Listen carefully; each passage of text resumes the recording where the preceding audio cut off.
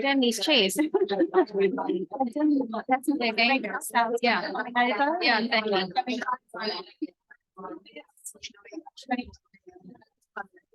Yeah.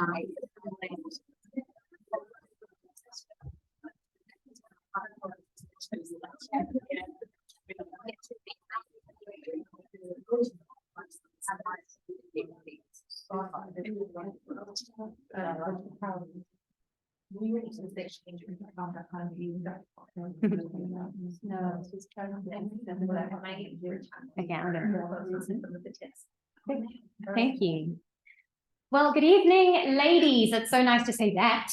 Not ladies and men. No, I'm joking. I have nothing against you, but it's really nice to have you all here. My name is Snijman. I'm a commercial director at Hyper.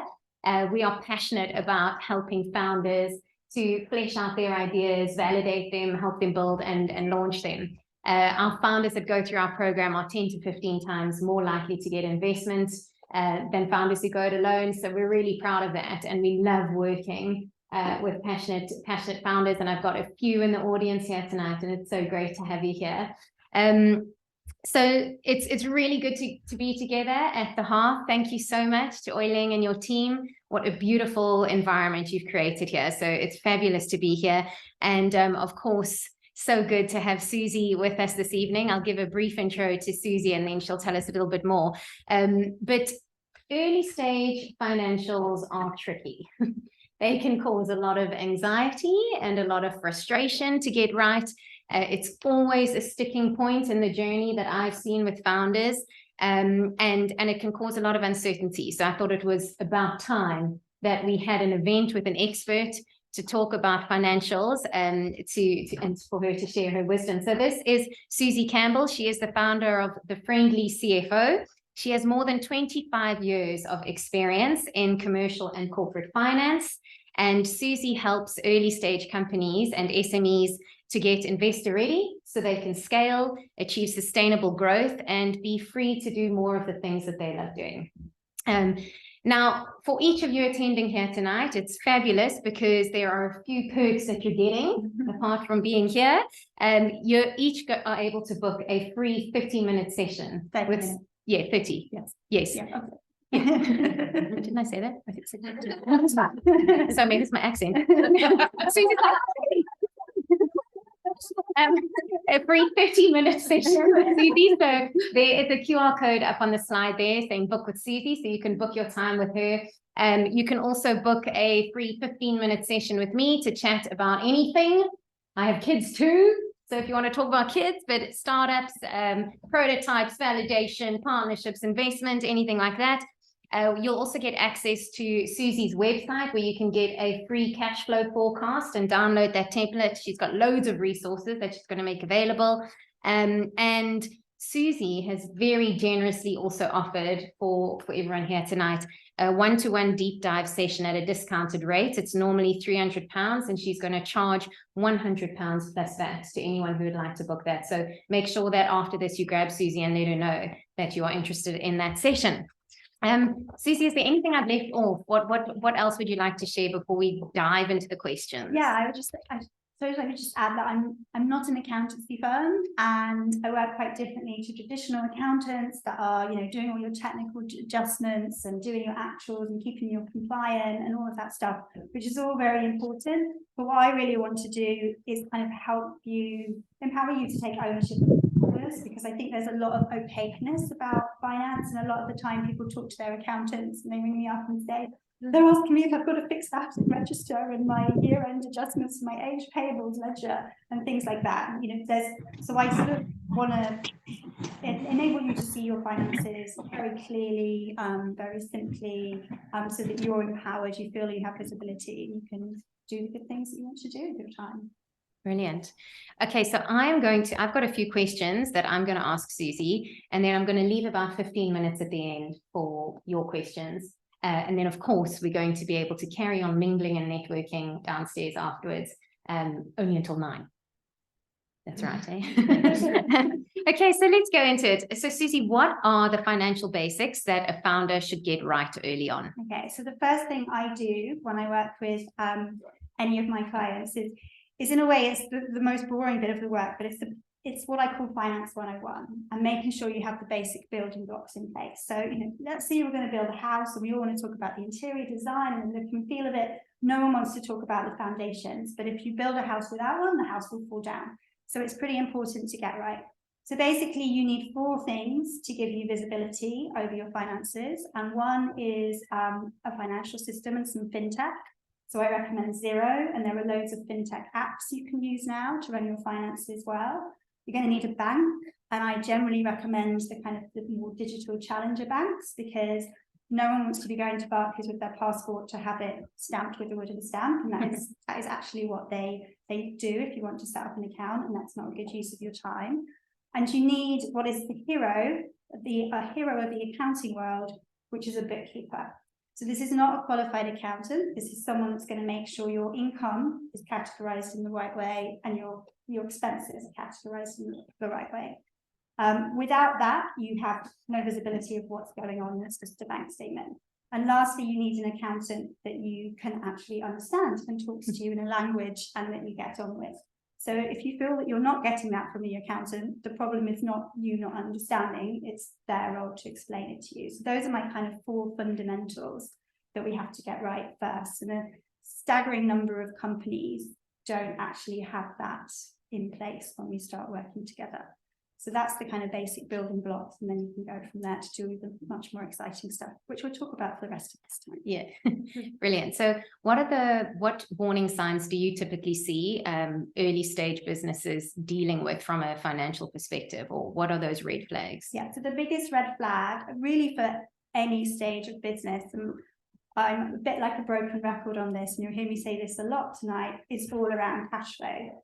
Because you can make mistakes and things can go wrong. You can maybe have products that aren't as profitable as they need to be, and things will go wrong, and you will pivot and change. But the minute you run out of cash, you're done, you're toast. And we've seen this in the news, even with large companies that run out of funding. And actually, when I set up my own business in 2011, I trundled along for the first year, and I got my 6-figure revenue, and I was doing quite well. And then all of a sudden, we had huge exponential growth. And I had all this money coming in, but I also had loads of suppliers and money coming out. So when you're in that high growth period, everything coming in and going out again, it can be a very, very scary place to be. So cash for me is always the most important thing. And the good thing about cash flow is, P&L, accountants would talk about adjustments and depreciate your laptop over 3 years and things like that. But if you understand the principles of a bank account, which all of you do, then anyone can do a cash flow. My teenage godchildren can do a cash flow because I teach them how to do it. So, you've got your money in the bank today. What do you expect to come in? So you've got 100K invoice coming out this month. That's very exciting. But if your cash is not going to be coming into your company for 6 months, and potentially you've got a problem, the cash that's likely to go out, and then at the bottom you've got that's what your bank balance is going to be at the end of the month. And I update that every single month, religiously, with every single business I work with, and in my own business as well. So how would a founder update that themselves? Do they use a Xero, something like a Xero, or? Yeah, so you can download the template from my website. And the thing about cash flow is, unlike Xero, where you're recording historic transactions, the cash flow is all about looking forward. So you want to look at, start in November and go through to next year. When you get to the end of the month, because you've now got a bookkeeper that's reconciled your Xero for you, you can run a cash report in Xero. So you can then see what money's come in and what money's gone out. Or you can get them to do it for you. It's a pretty simple thing. In QuickBooks, you can actually run just press the cash basis button and it will tell you.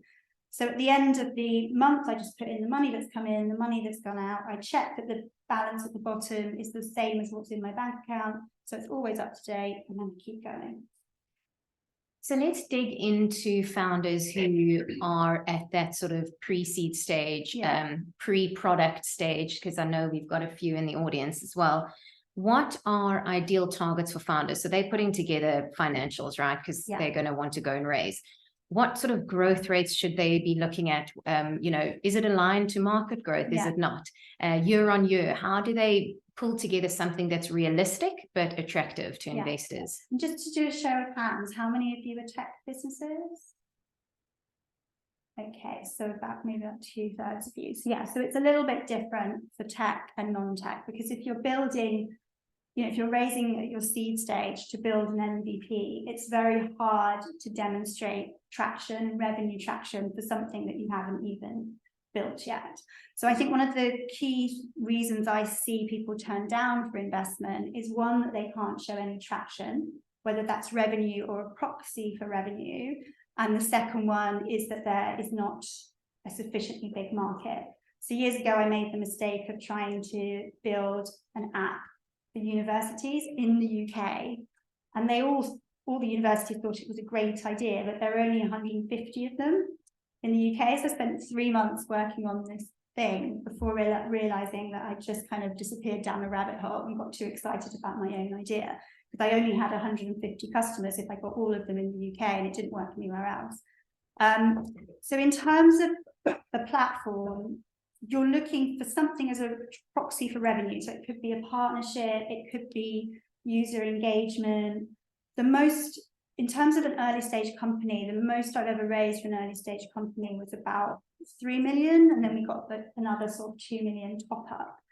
And it was an app that linked up students for work experience, and we ran our first pilot. And the whole idea, this is an industry that's mostly done on post-it notes and spreadsheets. So university will match up students for companies for work experience. The product was supposed to be algorithmically driven, and it didn't work. It wasn't ready in time. So we stuck everything together with post-its and matched all the students, and we did the pilot. A few months later, the product was ready, so the investors were happy with that. But actually, even though it was all done on paper the old-fashioned way, the exact problem we were trying to solve, we proved that companies would pay us, and we proved that they would take multiple students. We thought that they would take 2 on average. One startup took 16. So all of a sudden, we were able to say to investors, well, the product didn't work, but these are all the proof points that we have doing it this horrible old-fashioned paper way. And we got an additional £7 million. So an additional 7 figures of investment off the back of that horrendously not very techy pilot at all. So it's always seeing what you can kind of, a bit like fake it till you make it, I guess, in a way. Yeah. And for those of you that are not tech businesses, then I definitely do want to see revenue traction. But think also about your run rate. So a business that's done £1,000 revenue a month for 12 months is not as, what would be more exciting to me is you trundle along for ages and you do nothing, and then all of a sudden you do 10K, and then you do 50, because then I can suddenly see that, you know, it's not steady state, there's going to be growth, it's going in the right direction. Okay, interesting. So what I'm picking up as well is when founders at that early stage are trying to put together a business case for their business and for investors, and they need to you know, show traction. They need to look at it creatively. Letters of intent from partners, pipeline of customers, some good strategic partner conversations happening, but also to really look at the size of the market and the growth of it. Yeah, exactly. And focus on that and get the investor excited about that as well as part of that sort of big picture, because at this point their financials and their forecasts are based on assumptions. Yeah. Right. Okay. So a bit of a pie in the sky question. What revenue should a startup target in its first year? I know you laughed at me when I first asked that. You're like, oh my goodness.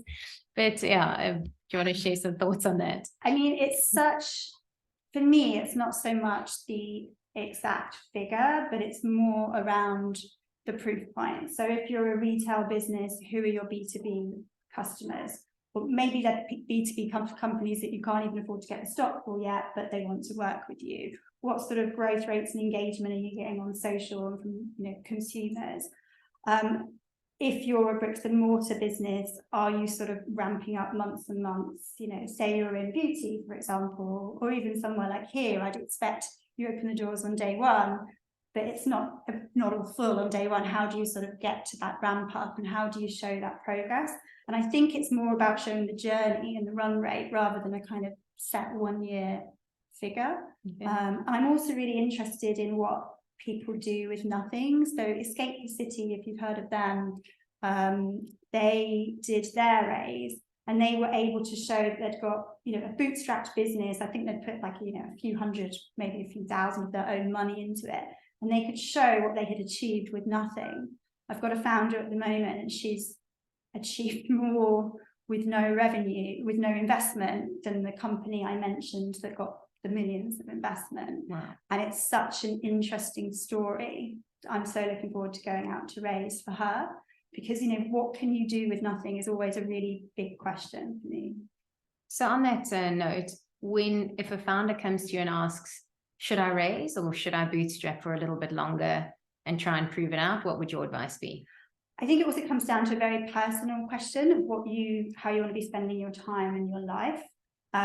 So I sort of generally describe my clients as kind of startups, scale-ups and step-ups, and I'm probably a step-up myself in that I want to have an abundant business and, you know, a successful life and do life I enjoy, but I don't actually want to create an army of friendly CFOs and a huge global accountancy firm. It's just not my ambition. So I think that there's it's a bit like investments, a bit like thinking about what sort of marriage you want. Do you want to have a single life and freedom? Do you want to, you know, have a very traditional marriage? And I think that's a really important question first. The dynamics of working with a VC can be very different to the dynamics of working with an angel, and not everyone wants to be a unicorn, and I think that that's absolutely fine. You've got to be clear on your personal objectives first, I think. And I think the other thing as well is not giving away too much too soon, because it can be very tempting to think, oh, I just want to get a big check, but you know, what price is that check? I think the companies I've raised, their first raises have ranged from, you know, 50K up to 3 million. So that's obviously a huge range. So you can read online, you know, typically it's 100 to 300 at sea, that kind of thing, but it can be very specific to the circumstance. But I think being really clear on your personal objective and the sort of life that you want to lead is really important there. So the marriage is like raising. Yeah. Yeah. And I always say with investors, you know, you approach it like you would dating, because, you know, you can kind of think, well, they look really good on paper and I definitely want that fund, but would you go out for dinner and just want to get married to someone straight away because they look good on paper? And one of my founders, they had an offer from a VC, and it was very much like the whole term sheet was like, take it or leave it, this is the valuation, it's our way or the highway. And they had some lovely supportive angels here and much better valuation, more supportive, but the SEIS deadline was like looming in like 5 days, and we were like, what are we going to do? And they decided to hold their nerve, and they just got it back from HMRC in time, and now they're in, you know, such a good place, and the team, the board around them are supportive. It's interesting when you go to boards with people, like I went to one last week, and just the investors are lovely, it's a supportive environment, it's very encouraging, it's kind of probing, but in a good way. That's, you know, if you're looking for the same thing from your investor that you'd be looking for from a life partner, basically. Okay. You said be careful not to give away too much. How much should a founder be giving away at pre-seed stage or seed stage? I mean, it depends very much on what you're giving and what you're getting in return. And most people would give away 10, you know, sort of 10 to 20% at that seed stage. Yeah. I get very nervous when people are giving away sort of 30, when it's around that 50% mark, that kind of thing. One of the businesses I work with actually did investment on Dragon's Den, which isn't normally my sort of the route I would go down because the valuations are very aggressive. But they did take the money, but they got both Peter and Deborah, who have been incredibly supportive. So I wouldn't, yeah, I mean, they went below what they were planning to do, but I think the quality of investors that they got, the doors that they would open, it costs more. You know, it's the same if you were hiring someone with that level of experience, it costs more. Yeah. Let's talk about cash runway. You mentioned it earlier. Yeah. So what is an acceptable cash runway for companies doing a pre-seed raise? what is an acceptable burn rate that they should be looking at? Yeah, so I normally would do my forecast, and the idea of your first raise is that you raise enough for your first 12 months, but things will always get delayed, especially with product and tech. It's just inevitable there'll be a few twists and turns in the road. So you raise based on 18 months runway is what I would say, but also I risk adjust revenue. So one of my clients at the moment, we've got a huge revenue pipeline of 1.5 million. We went through all the deals. That one is almost signed, 90% likely to happen. These are all leads, very early stage, haven't given them a quote, 5% likely to happen. So their risk-adjusted revenue, once we've applied all the various percentages, is actually 200k, which is very different. So that's the number. The 200k is what you should be plugging into your cash flow forecast. So I normally run 2 cash flow forecasts. For investors, I've got my P&L, which is my plan for growth. So that's where you're showing your exciting story of conquering the world. And then I normally run 2 cash flows. One is what money you need if that plan comes off, and the other is what money you need if it doesn't. Investors love the second one. They kind of nod politely at the first one, and then the second one, if I sit in a board, I would be like, this is what we're planning to do and the impact. But if it all gets delayed, if none of those deals come off and we only get this tiny bit of revenue, we've still got runway until 12 months, because they love to know that you can plan for the worst as well as plan for the best. Okay, so what are the basic financials that an investor is going to want to look at, and especially at that pre-seed or seed stage? Yeah. So you need 3 things: a P&L, your profit and loss, your cash flow forecast, and thirdly, your use of proceeds. So your P&L is essentially the income that comes in, less the expenditure, and that gives you your profit. So you'd normally do, certainly for early stage tech, maybe a 3-year forecast. If you're a bricks and mortar business where you're going to be opening multiple sites, then I would do a 5-year forecast because it's a slightly different dynamic. Then you've got your cash flow. So cash flow is the cash in less the cash out. So if you're working with a big retailer, their payment terms will be 60 days. So it doesn't matter what's in your P&L, you're not getting that money for ages.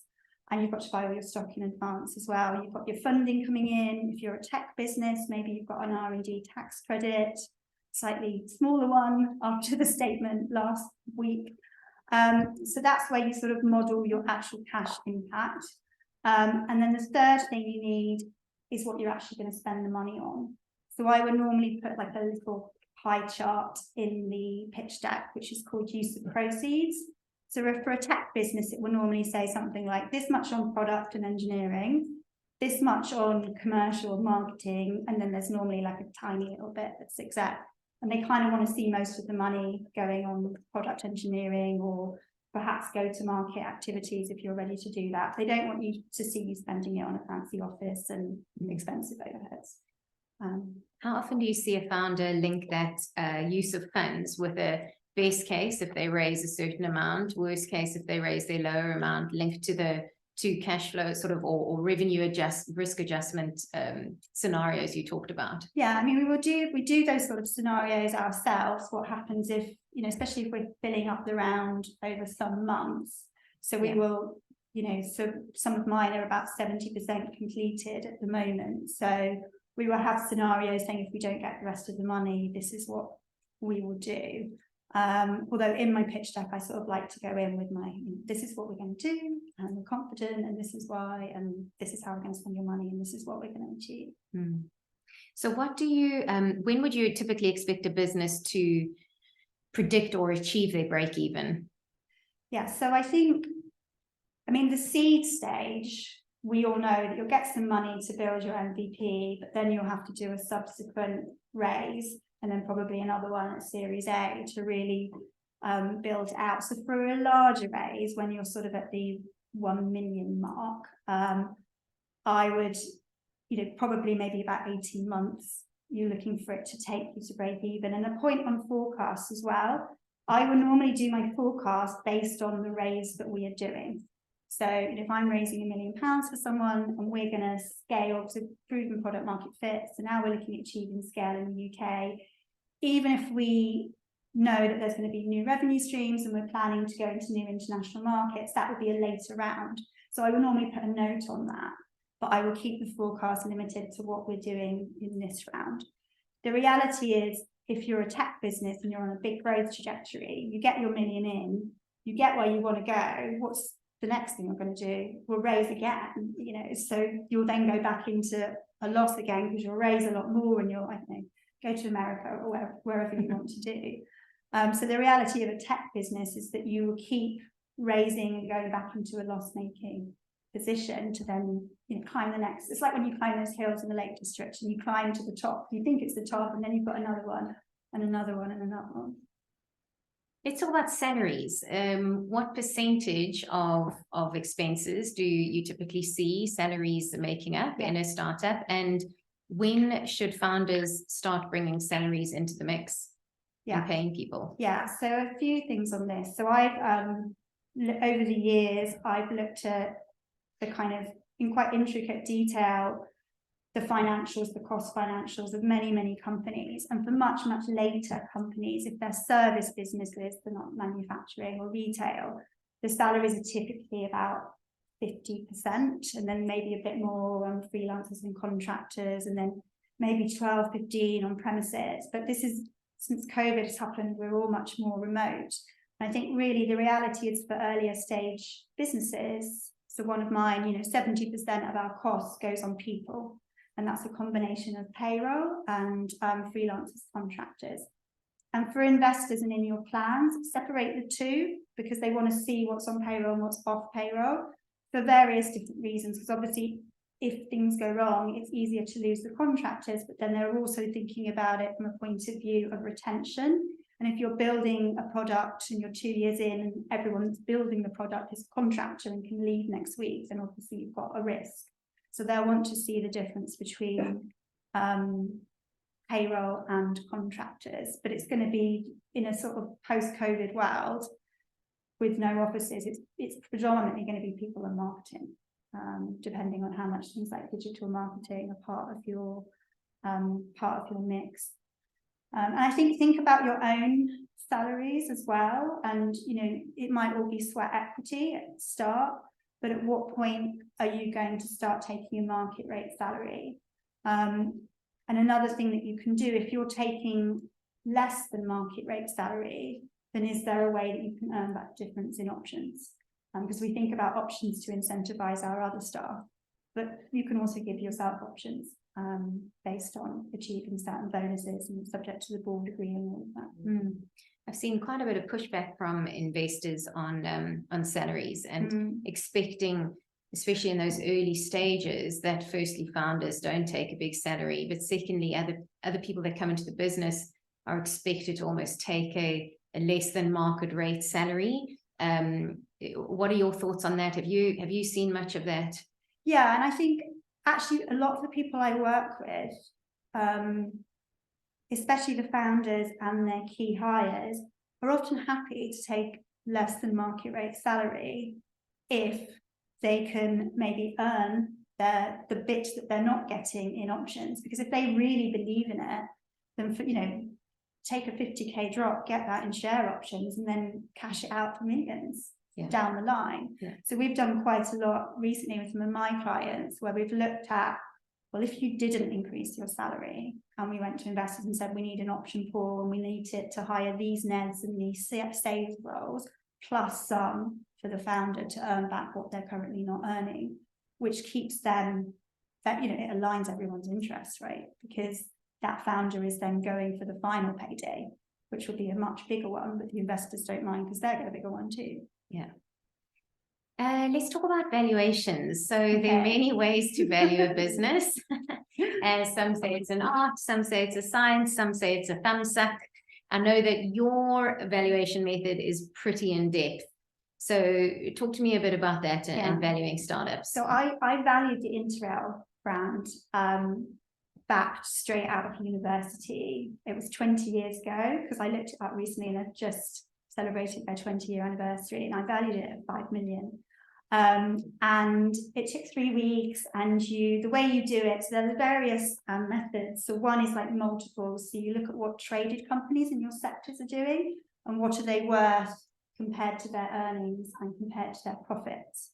So let's say their profit is 1 million and their company valuation is 10 million. That's a 10 times multiple. So you look at traded companies. Because you're not traded, you then discount that by 30%. You look at other transactions. This is what I used to do. You go into all these databases, you pull in other transactions that are going on in your sector, what other people are paying for companies. You can do a discounted cash flow where you predict your cash forward and then discount it back to today's rate. So those are all the sort of hard theoretical ways of doing it. So my sort of hack on valuations is literally just go out and ask everybody in your sector that you kind of value the advice of. So, the beauty of being in incubators like Hyper and working with other tech founders and others in your sector is other people are doing the same thing and they're going out and having the same conversations. So you can get a pretty informed, high-level view of just going out by talking to people. And that information will also be quite up to date, which in the current market is quite important. And so what I do I use a software called Valutico. So my 3 weeks of research doesn't happen now because the software just pulls in all the data from publicly available information and M&A databases and things like that. But I generally use the software to back up the valuation when we start talking to VCs or potential funders if we get pushback. I sort of blind science. But yeah, I mean, there's a lot to be said by just going out and talking to people. And when I've sat on boards with incredibly sophisticated investors that do this day in and day out, they see it so often they just kind of know instinctively. So it's a bit of a kind of a finger in the air, but it's a very, very informed finger in the air. I've seen some founders go out for raises before without having a valuation right there to present to the investor, with a view of rather seeing what the investor comes back with in terms of evaluation. What do you think of that? I mean, at a very early stage, you can raise on either a convertible or advanced subscription agreement, which means you take the money from the investor and then it converts when you do your VC raise or your larger raise at a 20% discount, say, to whatever that raise is priced at, because the early stage investments are taking the risk, and there's some legal intricacies around how you do that, but that can be quite a good option for seed and early stage. I mean, I always want to go in with an informed view. I always, I used to do a lot of big company valuation negotiations in my corporate life, which is many moons ago now, and I always wanted to go in fully prepped, but maybe that's just my my anxiety about these.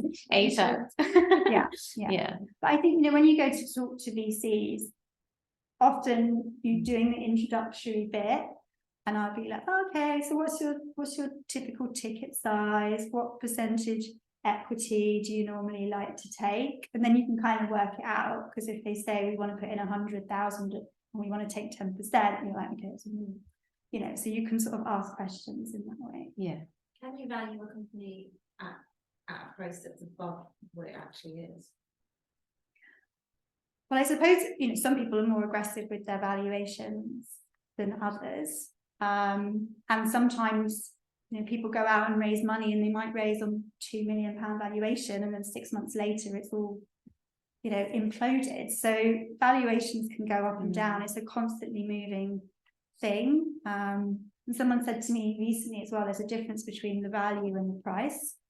And there's I can run all the science and tell you what I think the value is, but if no one's prepared to pay that price, or the market is difficult, or you can't convince the investors of your story, then it's really just a kind of theoretical exercise. And I think so much of pitching is about storytelling. Yeah, absolutely. And I think on that point, what's so important is to consider the investor journey and where to next. If you raise on a very high valuation, well, you've got a really hard job to prove the value that you can keep building and increase that valuation on the next raise. You don't want a down round. Exactly. Investors don't want a down round. So it might be very exciting to think, oh, I'm going out for my first seed raise and I'm being valued at 20 million. Well, the pressure's on. In 18 months' time, you've got to have grown. And how do you prove that value in the next 18 months? So you got to think about the long term and the next raise as well. And you also want some of your original investors, depending on their financial circumstances, to follow on. So when you do your second raise, you're thinking the next one and the next one ahead. Because when you do your second raise, they will ask you how many of your existing investors are following on. And if you say no one, well, that doesn't really, unless there's a very big reason for that. I don't know, they emigrated, or they died, or something terrible happened. But it's not really a badge of confidence. Whereas if you raise your first round on a reasonable valuation and then you build out your MVP, the company could be worth double easily a year from now. Your first investors have just doubled their money. So they're like, yeah, hell yeah, we're going to put more in. And then, you put yourself in a much better position for raise 2. Yeah. Let's talk a little bit about SEIS, because there've been some changes recently, and it's probably could change in a few months again. I felt like a bit like I was coming to a tax exam, because it used to be that in April, I work with a chartered tax advisor and she does all my quality assurance. So she updates all my kind of stuff for me in April and then maybe tweaks a bit in the autumn statement. And I always know the numbers off the top of my head. So we'll see if I can remember them. I've got them written down to check. But you used to be able to raise 150k under SEIS within your first 2 years of incorporation. And there's a really powerful incentive for investors. So they're investing in an early stage high-risk company. So HMRC gives them a bit of a bonus. So if they put 10k in your company under SEIS, they get 50%, 5k off of their self-assessment tax return when they put that in January. So it's a great way of them getting 10k of shares for 5k. And then if the company fails, they get loss relief. If it is a gain, they get tax relief. So now you can raise it in the first 3 years, and it's 250. Yeah, 250. Yeah. And you technically, if you raise it comes in from April. Yeah. So technically you could raise 6 months before April on one of the structures I mentioned, what's called an advanced subscription agreement. And then once you do your next raise, it will convert into shares. The only problem is it could all change before then. So it's a really, it's a good way of going out and getting more SEIS money. Even if you've already done your 150, you could go and get another 100k. But just the investors need to be aware will be that it potentially will end up being EIS instead and 30%. We're coming into the last quarter of the tax year. And people have been writing to me today saying, have you got anyone's pitch checks that we can start, putting around our network? That's a really good time to be raising going into the new year. Yeah, it's a real buzz in the first 3 months of the year when investors are looking to fill their allocation and get it in before the end of the tax year. Yeah, I mean, I'm reasonably confident it's not going to change again. Yeah, before April. And tell me a little bit about R&D credits and grants. Do you work with a lot of founders who are looking to apply for those, get those? Yeah. What is it? What is the climate like now for founders looking for that support? Grants is really good, actually. So there are places like Innovate UK. There's a lot of government funding. This is particularly relevant for tech companies, but not just tech. And getting grants from places like Innovate UK, and there are others as well, has been a quite laborious process in the past involving a grant maker, but they've done a new strategy which they launched in September, And the direction of travel is fast grants. So they want to fund more companies that haven't had grants before, and they want to do it fast, and they want to make the process far less onerous. And there is a big focus on diverse founders as well. So that, I think, is probably pretty good news, because everyone in this room is kind of, you know, that you're the people that they want to focus on. I generally work with an organisation called Granted. So if you're doing, I think at an early stage, for your first grants, you can do it yourself. When you're getting into the larger grants, they can work with you to do a kind of grant search, and then rather than do the work for you to make it cheaper, they will sort of give you templates of how you fill it in. But there's also, you know, there's places like Unlimited, which do a lot around social entrepreneurship. So people think that they often they aren't for-profit companies, but as long as you have some sort of social aspect to the work that you're doing, so it could be health tech, for example, they will do 5K startup grants, 18K scale-up grants, and you know, it's a good way of getting money that doesn't involve equity. So one of my tech businesses, our first funding was 350, and 100 of that came through grants, and the other 250 through investors. Sure. Okay. I'm going to open it up to the audience now for questions. So, Isabel, do you want to jump up and say? First off, thank you so much, both of you. It's been extremely helpful. I think I speak for everyone here. Very, very interesting. So thank you so much. Pleasure. And I've got a question just around your experience maybe with debt financing versus equity, whether you've come across that, or you think that's a good thing to consider as well. Yeah. So I'm really glad you raised that question, actually, because I hadn't mentioned that. And debt has a really bad name, because, you know, there's been so much awful stuff, especially in the personal debt market, but it can be a really good option for some people. So, you know, particularly if you're, say, something like retail e-commerce, you can do, there are the particular funders that will fund acquisition and stock for e-commerce companies, and they have their own platforms. They use open banking and their APIs to plug into your, you know, your social media and website analytics and your bank account, and they can see if you're getting a good return on ad spend, and if you are, they will fund you. And so they're really good options. And actually, the two biggest players in the market, Clearbank and Wayflyer, both got a lot of money to their own funding to expand, and they're racing to each other to the bottom on price at the moment. You can also do, if you're bricks and mortar, you can do point of sale financing, and these types of finances are generally paid back as a percentage of revenue, so it's much nicer than a fixed term loan. But it's been a bit like the digital banking world, where lots of new innovative solutions come onto the market. In my own business, I have what's called a revolving credit facility, because sometimes I get paid on success fees and I have to wait. So it's a bit like a fancy name for an overdraft. So it's just there. I pay when I need it. Most of the time I don't, but I know it's there if I want to sort of offer extended terms to someone. It's just a handy thing to have. And the other thing I would say about debt is you think about putting facilities in place when your finances are looking good. So if you're a retailer, don't come to me in August when you've got your worst months. You know, get your financing in place in January when you've just had your amazing Q4. But I'm a member of the Swoop Advisors platform, and it will match you with grants, debt, and equity. So if any of you want to look at that, I can send you a link, and then you can just fill in your details on the platform and look at your matches. It's quite handy. It doesn't cost anything. Thank you.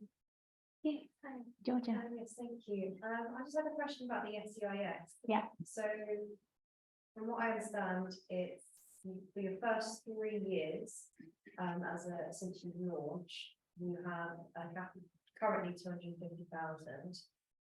150 going up to 250 in Yeah. April. Yeah. So hypothetically, we were talking about next year. Yeah.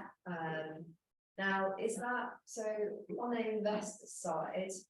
Is it a case that if I was an investor, they get 250,000 allowance each year, or do they get like a one-time thing? It was I 100. can't actually remember. It was investment. their allowance Wow. was 100,000 they could invest in one tax year, but I assume that will have gone up I now. think it has gone up. Yeah. So I think their max is 200 From April. from April. Yeah. It was 100. So if in January an investor had invested 80,000 this year and they were looking to fill that last 20, you know, they'd be looking for an SEIS opportunity for that. Perfect. And it resets each year. Yeah. Perfect. So there's an incentive for investors to continue to invest with their allowance. A bit like a stocks and shares ISA, you have the tax relief amount. Yeah. But once you hit your 250 on SEIS, you then move over to EIS, which is a lesser tax rebate. It's 30% as opposed to 50% for investors. Okay, so as a startup, you've got your first 3 years to raise 250 through SEIS. Once you hit that, you go to EIS, which is the lower brackets with about 30%. Yeah. Yeah. And it'd be 3 years from April. The SEIS limit is currently 2 years, but from April, it's supposed to be going up to 3 years. From incorporation, Yeah. from the date you incorporated your business. So, sorry, so you've got your 3 years to raise. And then once you've raised, does it reset every 3 years? So you can go back to SEIS, or is it a one-time thing? The And then one-time it's thing. Then the EIS following that. Yeah. Yeah. Perfect. Yeah. Thank you. EIS is much, much bigger. I think you can go up to about, I think it's 5 million a year and 12 over the 12, lifetime. Yeah. 12 million, yes. So you've got a long way to go before you burn through that. Laura. Hi, thanks so much. We appreciate all your work and insight. Could you talk a wee bit more about what investors are looking for from founders in terms of our commitments Yeah. and how that might change depending on how things go. So things go well, and things don't go so well. Yeah. When you say your own commitments, do you mean like Your own cash, yeah, and like your own, how much they expect founders to put in, or to show their commitment to the business. Yeah. I mean, I think that's a really good question. I mean, I generally find people are quite pertinent to someone's own circumstances. Like personal financial circumstances. So I think if you were in a situation where you couldn't afford to invest in your own business, then you're not going to be penalized for that. I think what you would be penalized for, and I have seen this, I've seen the case of, you know, someone that was a very high net worth individual not following on in the company in which they founded. So you will be penalized for that. Because it's like, well, if you're not prepared to put your money in, Why should other then people? why should other people? So I think, any of your personal circumstances will be taken into account. But also, if you say you win the lottery or get an inheritance, why wouldn't you put money into your own business if you can afford to? Because then it's, you know, a bigger payout for you if you believe in it. And you wouldn't be doing it. It's not necessarily. Yeah, I don't think so. No. Yeah. And actually time is money. Like the first year you're working in business, normally you're not getting paid, or you're not getting paid market rate. That's real time. I once quantified that, how much I had lost not having my corporate salary in the first 3 years of setting up my own business, and then I stopped doing that. Yeah.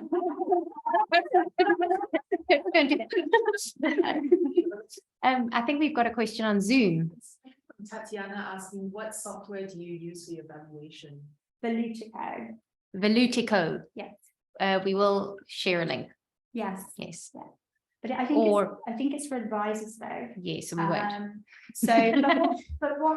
Because it makes valuations cheaper, easier, quicker. If people ever do want a valuation, then it's cheaper to go to someone that's using Velutico. So I have someone that needs a valuation and I can't get it if I'm conflicted. So I was like, well, I'll just ring up Velutico and get them to refer someone else in their network. Okay. Because you know it's going to cost you far less than someone that's not using Velutico, that's doing weeks and weeks of research.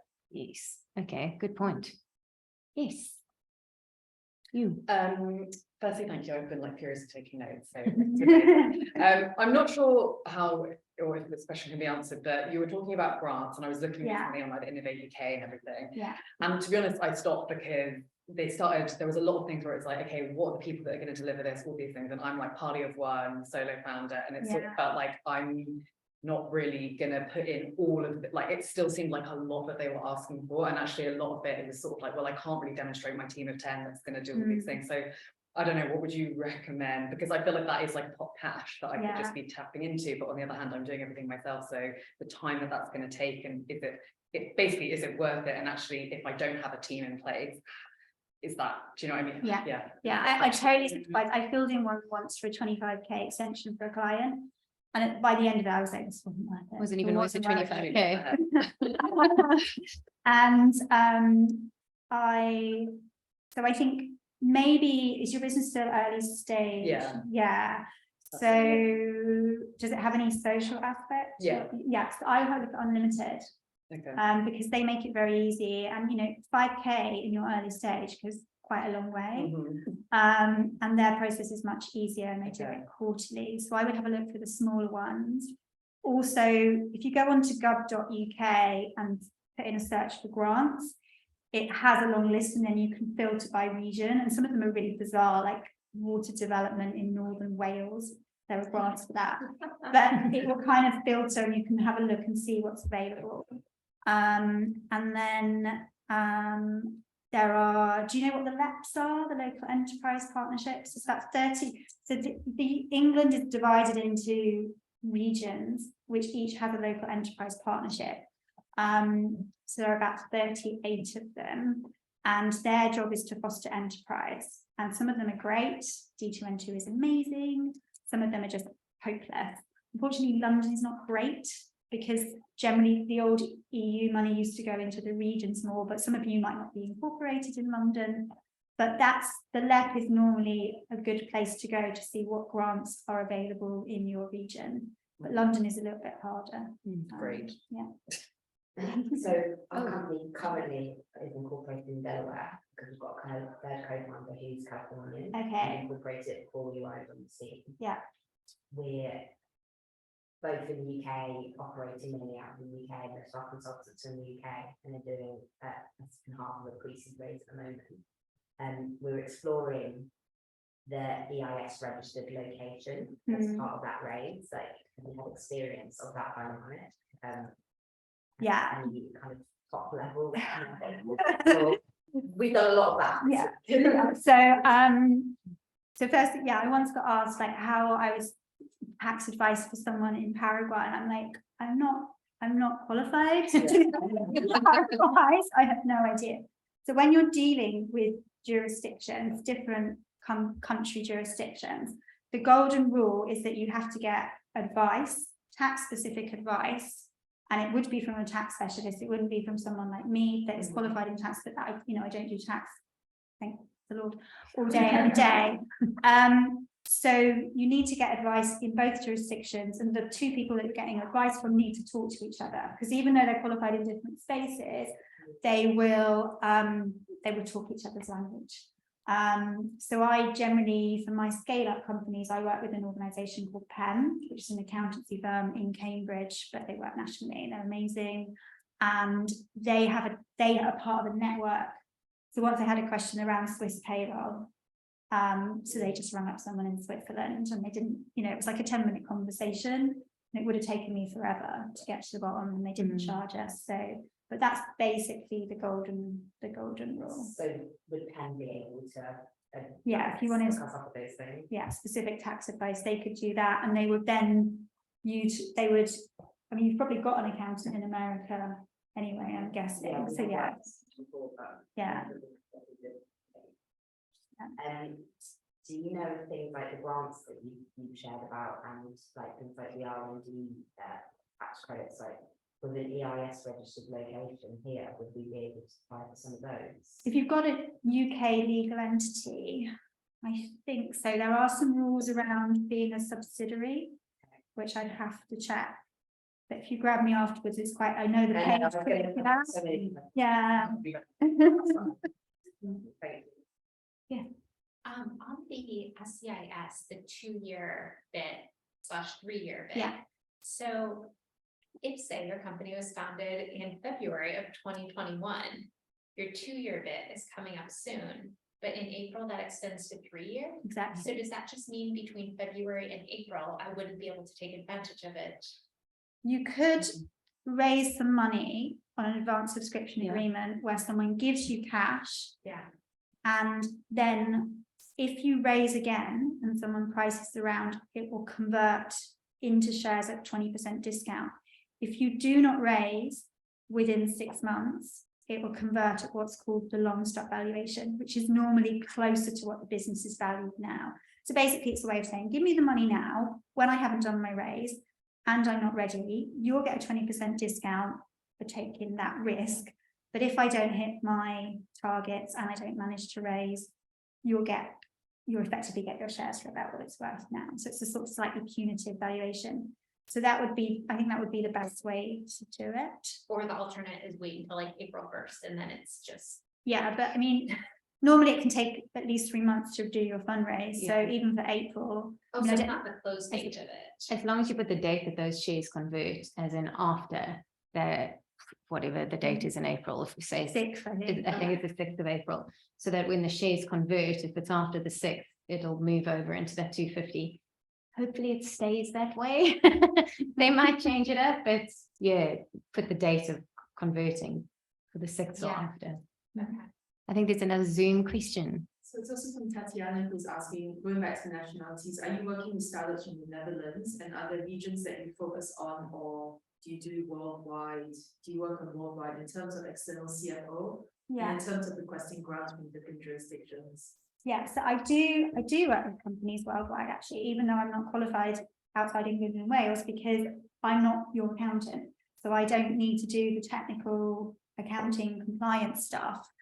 But I can talk to them and I can understand them if they're in a different jurisdiction. And also I probably wouldn't work with anyone that didn't have that sort of advice because it's just too big a risk. So yeah, I do work with clients. I've got a client in Jamaica, for example. I'm probably going to take another one there. So my work is more around the planning, the growth plans, how you go to market, how you sort of manage your cash flow. So that's, you know, a bank account in America is the same as a bank account in the UK. You know, don't run out of cash. Is the key thing. Georgia?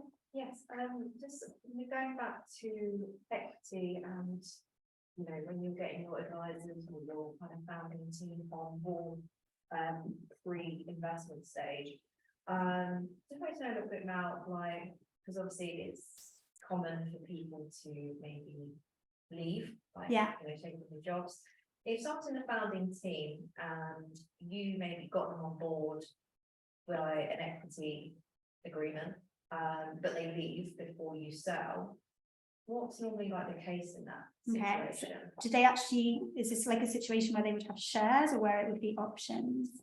I guess it would be good to know, because I only understand it from shares, but I don't actually know what other options, whatever, I guess Yeah. if it's like a sell agreement, like, you know, when it does get sold, this is what they're gonna get, or what's the Yeah. share rate? Yeah, so the most important thing, and I cannot stress this highly enough, other than cash flow, is have a shareholders agreement in place when you set up your company.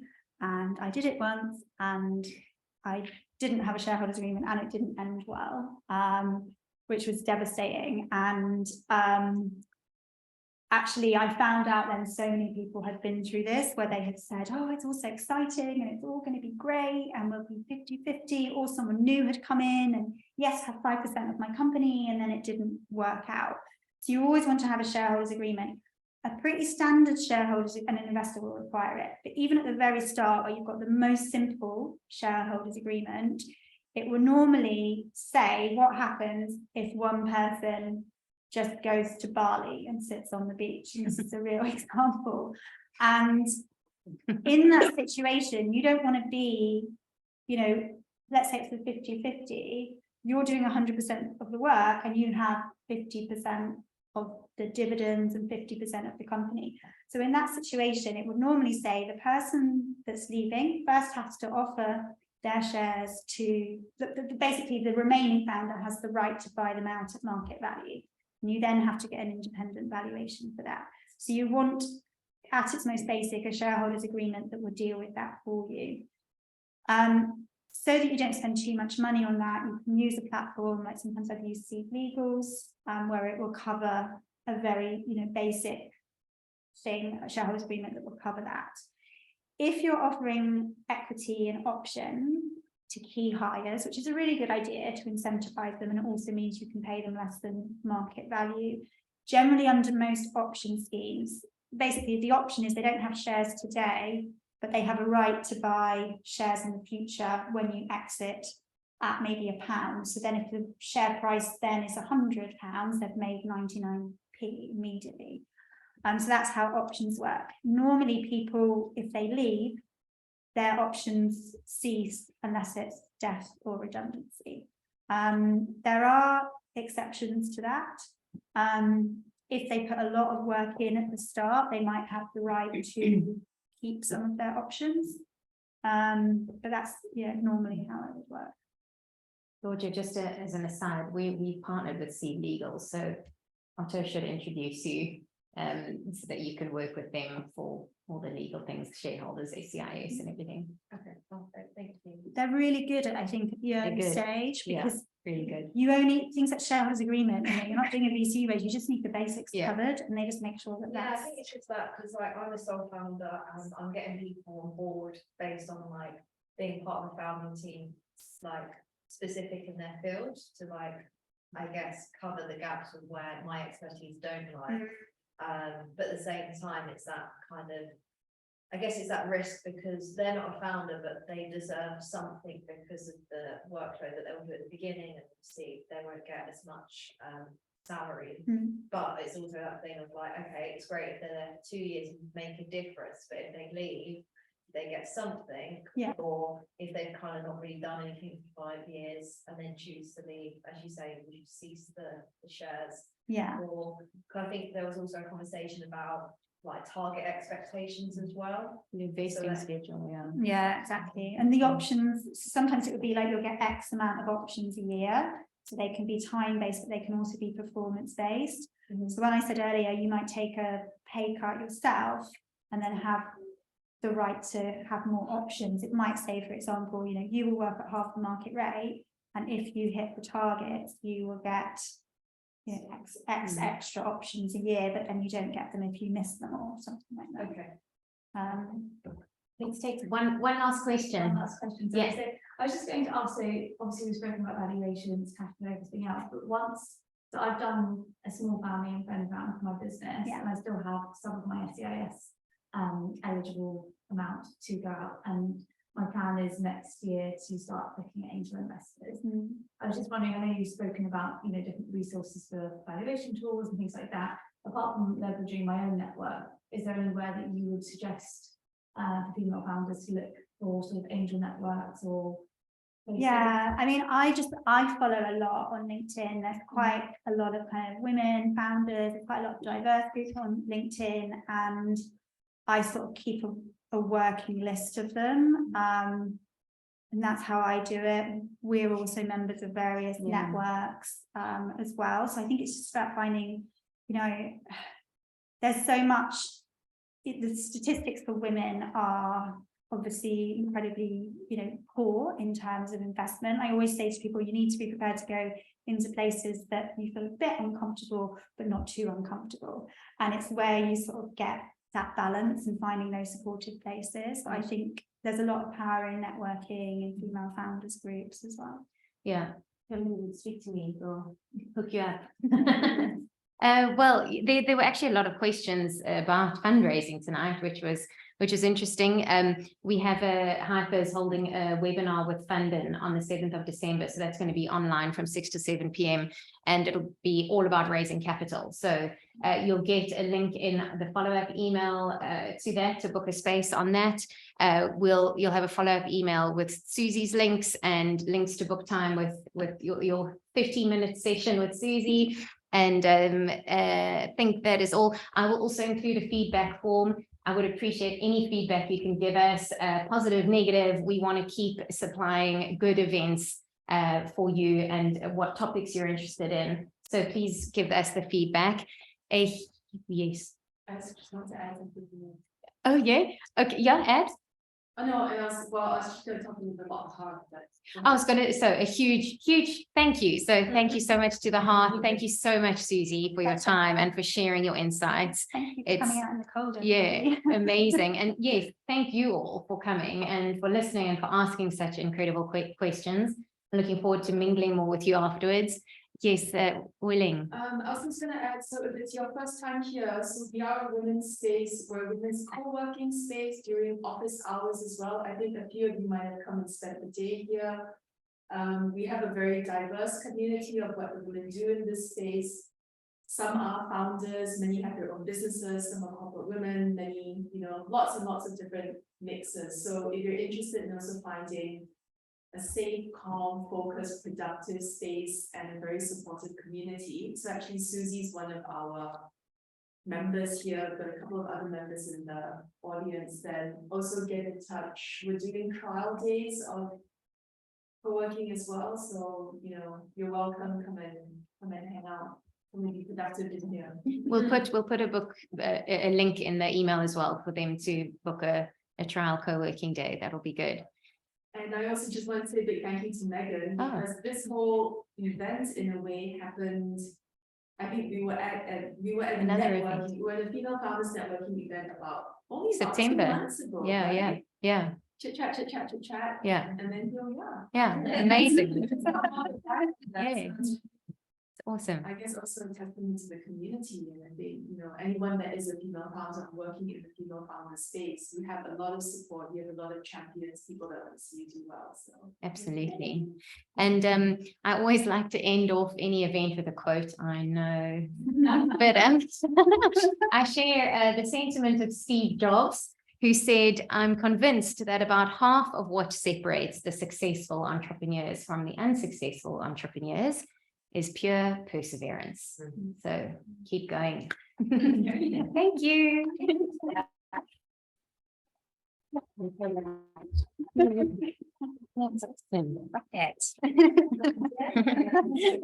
picture of you guys and then do you want to see?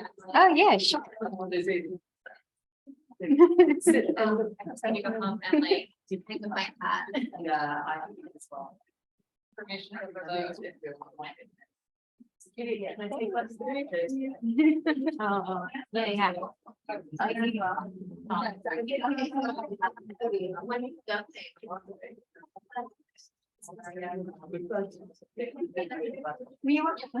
Yeah, please. Oh, thank you so much, and thank you for managing with you. I'll go back and rearrange my notes. No, because we had a live class last night, so we had another, we also had to many events, so. Yeah, we had then last night, that's a live. And it was with, so one of our members, Jenny, who actually has like, we worked director of the Lens Station, and she's got. Oh my God, I need to stop. I really know where. So it's all about, she interviews different people about the sliding doors in their lives. Yeah, and she had this psychotherapist. Yeah, anyway, so I noticed that she had taken the big ends. Yeah. And the light, because oh, it's just everything's the.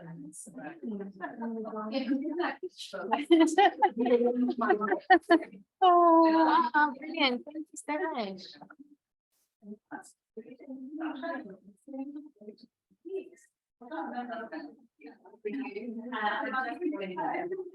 much.